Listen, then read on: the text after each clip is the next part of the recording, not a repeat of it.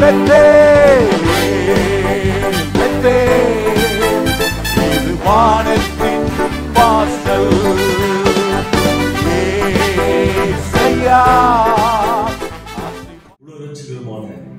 இயேசு கிறிஸ்துவின் நாமத்தினாலே விசேஷமாய் இந்த நாள் உலகம் முழுவதும் ஃப்ரெண்ட்ஷிப் டே இல்ல, நண்பர்களை எல்லாம் சேர்ந்து கொண்டாடுகிற, நண்பர்கள் எல்லாம் இணைந்து ஆண்டவரை மையப்படுத்துகிற ஒரு நல்ல நாள். ஆண்டு நாம் மைய பெறுவதாக. இந்த ஃப்ரெண்ட்ஷிப் டேல சில வார்த்தைகளை சொல்ல ஆசைப்படுகிறேன். இந்த நாட்களில் போய் கொண்டிருக்கிற நம்முடைய நட்பு, நம்முடைய ஸ்நேகம் எல்லாம் அநேகருடைய வாழ்க்கையில பார்க்கிறோம், எல்லாம் மாய்மாலமாகவே இருக்கு. இன்னைக்கு இந்த மாய்மாலம் இல்லாத ஒரு நட்பை நாம் வேதத்துல ஆண்டவர் சொல்லுகிற சில நட்புகளை பார்த்து நம்முடைய ஸ்நேகம், நம்முடைய நட்பு, நம்முடைய நண்பர்களோடு எப்படி நாம் இருக்க வேண்டும், எப்படி நாம் அவர்களை நேசிக்க வேண்டும், எப்படி அந்த அன்பில் நிலைத்திருப்பது என்பதை நாம் வேதத்தின் வழியாய் சில வார்த்தைகளை நாம் பார்க்கலாம்.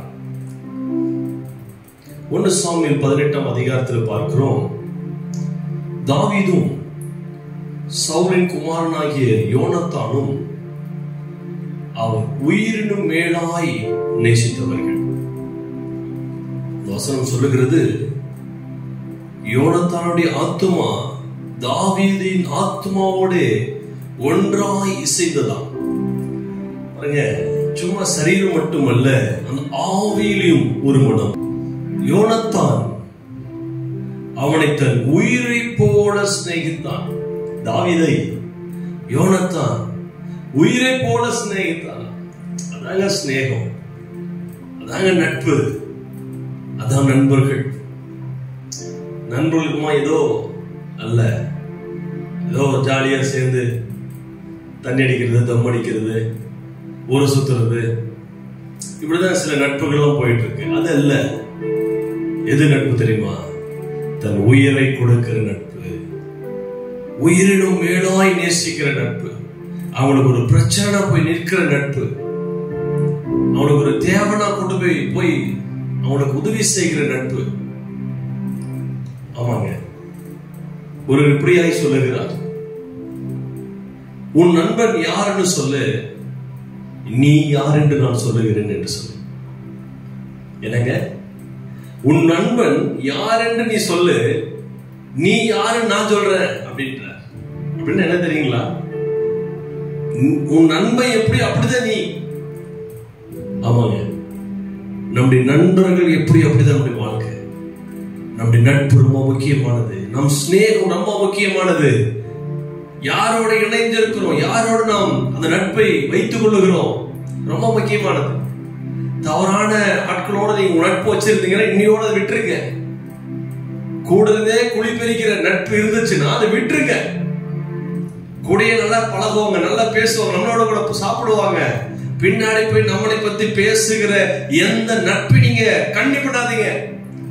ஆமா, இந்த ஃப்ரெண்ட்ஷிப் டேல நல்ல ஒரு முடிவு பண்ணுங்க. இந்த ஃப்ரெண்ட்ஷிப் டேல நல்ல ஒரு முடிவோடு கூட நீங்க பிரவேசிக்க வேண்டும். ஏன்னா இந்த நட்பு என்பது சாதாரணமானது அல்ல. தன் ஆத்மாவோடு இணைந்திருக்கிறது, தன் ஜீவனை கொடுப்பது.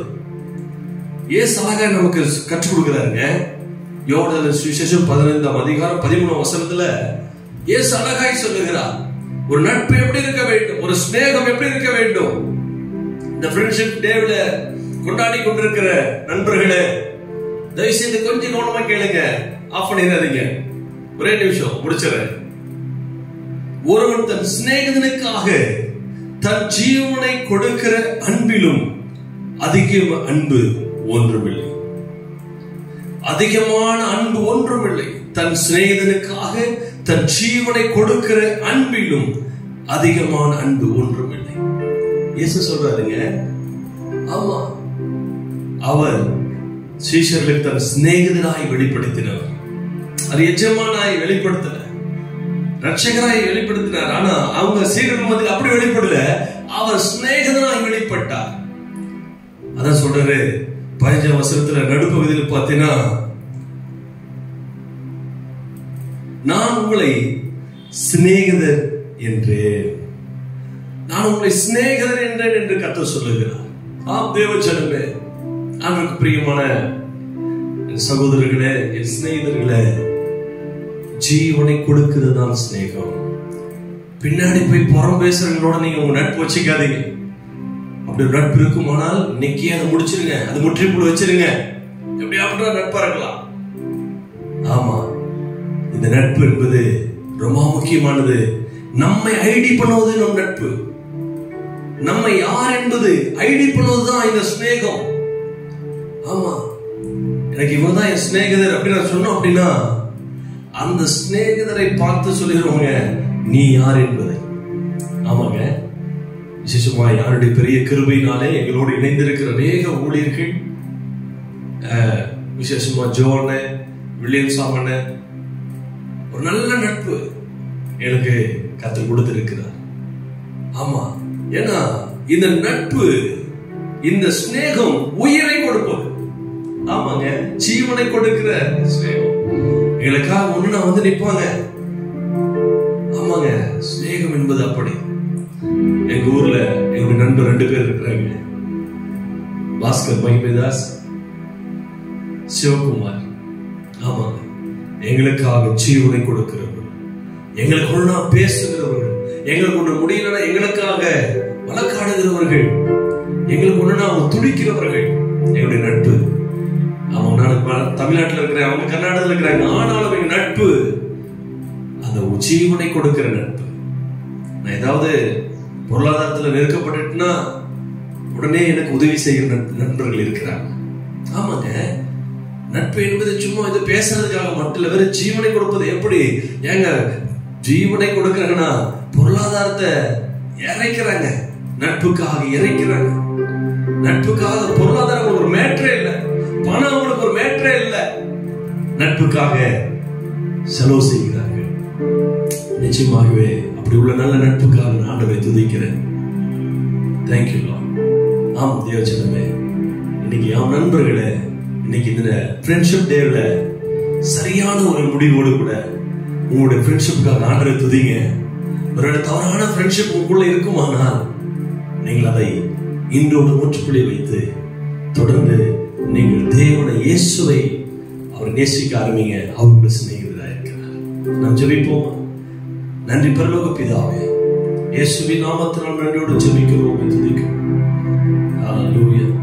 ஆண்டவரே, இந்த ஃப்ரெண்ட்ஷிப் டேல ஆண்டவரே நண்பர்களோடு பேசுவதற்கு கொடுத்த இந்த வாய்ப்புக்காக ஸ்தோத்திரம். ஆண்டவரே, இந்த காணொலியை பார்க்கிறவர்கள், இந்த வீடியோவை பார்க்கிறவர்கள் ஒவ்வொருவரும் ஆண்டவரே தன் நட்பில் இன்னும் கொஞ்சம் ஆழமாய் அந்த தன் ஜீவனை கொடுக்கத்தக்கதான நட்புக்குள் கடந்து போக உதவி செய்வீராக. இது பெயர் அளவில் நண்பன் என்று மட்டுமல்ல, ஜீவனை கொடுக்க, அதன் ஆத்மாவோடு இணைந்திருந்து ஜீவனை கொடுக்கிற நட்புகளாய் நீங்கள் உறவுகள் மாறட்டும், எங்கள் நட்புகள் தொடரட்டும். நாமத்தில் எங்கள் தாழ்த்தி அர்ப்பணிக்கிறோம், இயேசுவின் நாமத்தில் பிதாவே. ஆமென், ஆமென். Happy Friendship Day. Praise God.